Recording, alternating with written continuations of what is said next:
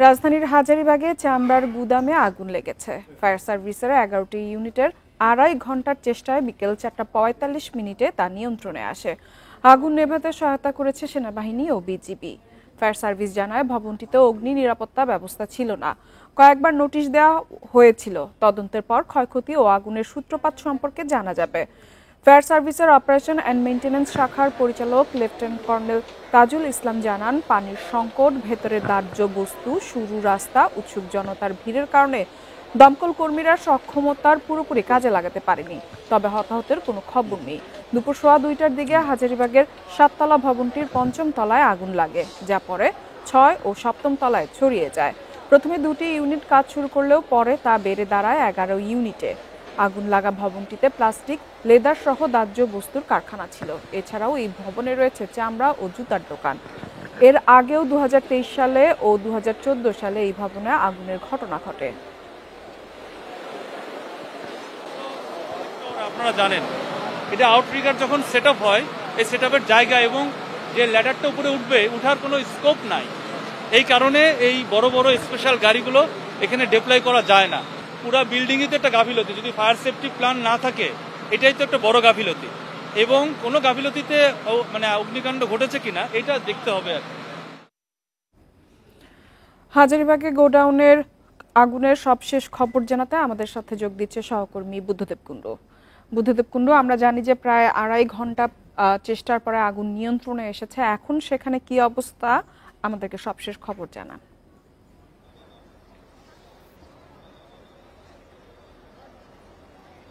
তিথি, 2টার কিছু পরে যে আগুনটি লাগে, এক সময় আমরা 3:30 পৌনে 4টার দিকে সেই আগুনের কিন্তু ভয়াবহতা দেখেছি। অর্থাৎ 6 তলার পুরোটা জুড়ে একদম দাউ দাউ করে আগুন জ্বলছিল এবং একই সাথে কিন্তু বিভিন্ন শব্দ শুনতে পেয়েছিলাম। সেটা এখনো ফায়ার সার্ভিসের পক্ষ থেকে বলতে পারছে না যে সেই শব্দগুলো কি ছিল।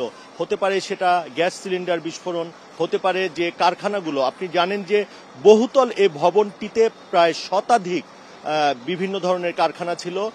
জুতা তৈরির কারখানা, বেল্ট, মানি ব্যাগ বা চামড়া জাতীয় যে পণ্যগুলো আছে সেসবের কারখানা ছিল। একই সাথে ওয়ান টাইম প্লাস্টিকের কারখানা ছিল। বিভিন্ন এখানে জুতা, লেদারের যত সামগ্রী আছে সেই কারখানাগুলো কিন্তু এখানে ছিল।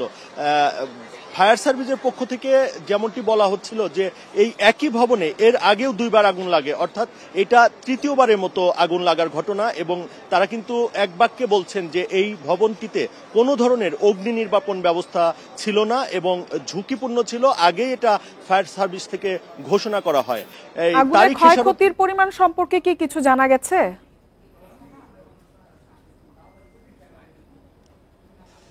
তিথি, তাৎক্ষণিকভাবে আসলে ক্ষয়ক্ষতির পরিমাণটা বলতে পারেনি। তবে যেহেতু এখানে 5, 6 এবং 7 তলায় প্রায় 40-50টি কারখানা ছিল ছোট ছোট, এবং আপনি ফায়ার সার্ভিসের পক্ষ থেকে বলা হচ্ছিল যে এই কারখানাগুলো, আপনি জানেন ভবনটি বিশাল বড় একটি ভবন এবং এখানে প্রায় 4,500-5 হাজার স্কোয়ার ফুটের একটি ফ্লোর, প্রতি ফ্লোরে, এবং ছোট ছোট করে 100, 200 বা 300 ছোট ছোট করে সেই কারখানাগুলো করা হয়েছিল এবং মাঝখানে কোনো ইট বা সিমেন্টের কোনো ডিভাইডার ছিল না।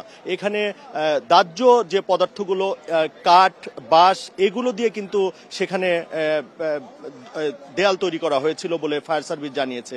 এবং ফায়ার সার্ভিস বলছে যে তারা যে ঝুঁকিপূর্ণ ভবনের তালিকা করেছেন সেই তালিকাতেও এই ভবনটি থাকতে পারে, এমনটি ফায়ার সার্ভিস বলছেন।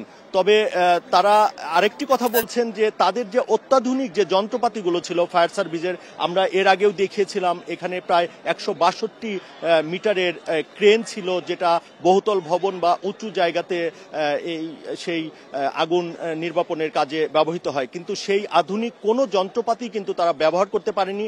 তারা একদম সনাতনী পদ্ধতিতে এই আগুনটা নিয়ন্ত্রণে আনে। এবং একইভাবে একটি কথা বলেছেন যে এইখানে কোনো জলাভূমি বা এখানে পুকুরের কোনো ব্যবস্থা ছিল না, সেটাতেও কিন্তু তাদেরকে বেগ পেতে হচ্ছে।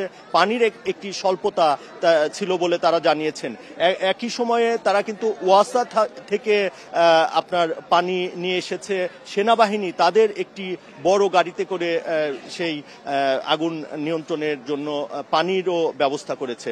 অর্থাৎ এটা যদি বলি যে এইরকম একটি জায়গায়, যদিও আমি দেখাতে চাই যে এখন আমি যে জায়গায় দাঁড়িয়ে আছি এখানে মোটামুটি প্রশস্ত একটি রাস্তা, এবং এই রাস্তার এখানেই কিন্তু তাদের প্রায় 11টি ইউনিট কাজ করেছে, কিন্তু পিছনে আগুনটি পিছনে লাগার কারণে একদম ভবনের পিছনে যে পিছনে কবরস্থান ছিল এবং সেখান দিয়ে যে তারা পিছন জায়গাতে যাবে সেটা কিন্তু তারা করতে পারেনি, এবং এই জন্যই এই সময়টা লেগেছে। তবে তো তারা একটি কথা বলছেন যে ভবনটি একদমই অগ্নি নির্বাপন কোনো ব্যবস্থা নেই এবং ঝুঁকিপূর্ণ ছিল, সেই জন্য আসলে এতটি সময় লাগে। তবে একটি কথা তিনি জানাচ্ছেন যে কোনো হতাহতের ঘটনা ঘটেনি, এতে তারা স্বস্তি প্রকাশ করেছেন।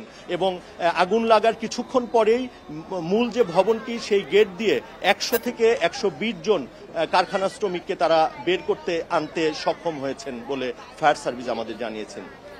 বুদ্ধদেব, আমাদের সাথে যোগ দেওয়ার জন্য আপনাকে ধন্যবাদ।